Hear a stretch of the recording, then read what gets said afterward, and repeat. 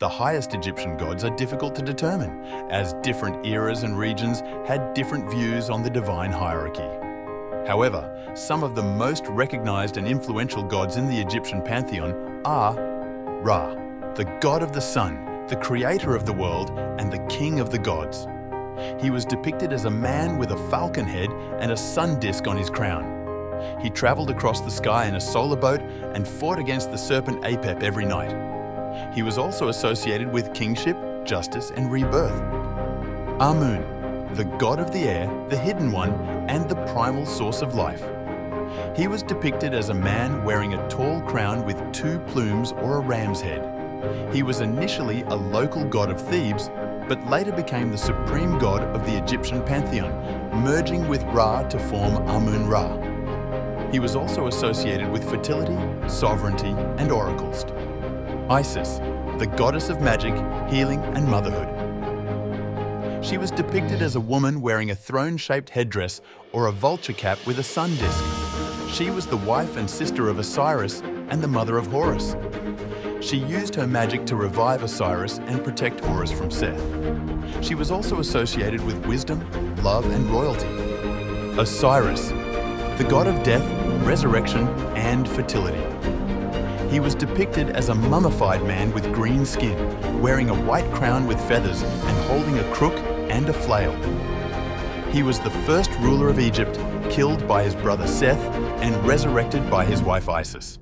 He became the lord of the underworld and the judge of the dead. He was also associated with agriculture, vegetation, and the Nile flood 12. Horus, the god of the sky, war, and kingship. He was depicted as a man with a falcon head or a falcon wearing a double crown. He was the son of Osiris and Isis and the heir to the throne of Egypt.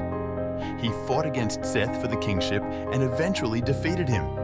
He was also associated with courage, victory, and protection 12. These are some of the highest Egyptian gods known to man, but there are many more that were worshipped by the ancient Egyptians for over 3,000 years.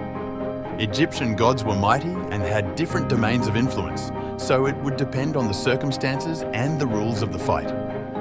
However, based on the information I found, I can try to give you some scenarios and outcomes.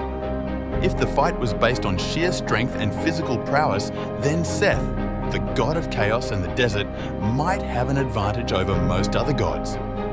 He killed his brother Osiris, the first ruler of Egypt, and fought against Horus, the god of the sky and kingship, for 80 years.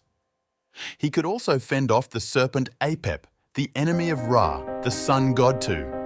Seth was depicted as a powerful animal with a long snout, forked tail, and red fur. He was also associated with storms, violence, and foreigners. If the fight was based on magic and cunning, Isis, the goddess of magic, healing, and motherhood, might have the edge over most other gods. She revived her husband, Osiris, after Seth killed him and cut him into pieces. She also tricked Ra into revealing his secret name, which gave her access to his power. She used her magic to protect her son Horus from Seth's attacks and helped him win the throne of Egypt one. Isis was depicted as a woman wearing a throne-shaped headdress or a vulture cap with a sun disk too. She was also associated with wisdom, love, and royalty. If the fight was based on knowledge and wisdom, then Thoth, the god of writing, science, and measurement, might have a superior position over most other gods. He was the scribe of the gods and the inventor of hieroglyphs.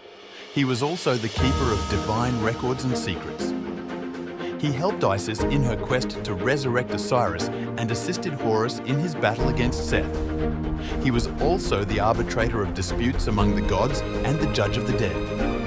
Thoth was depicted as a man with an ibis head or a baboon wearing a lunar disk. He was also associated with the moon, magic, and medicine. These are examples of how different Egyptian gods might fare against each other in a hypothetical fight. Of course, there are many more factors that could influence the outcome, such as alliances, weapons, locations, and motivations.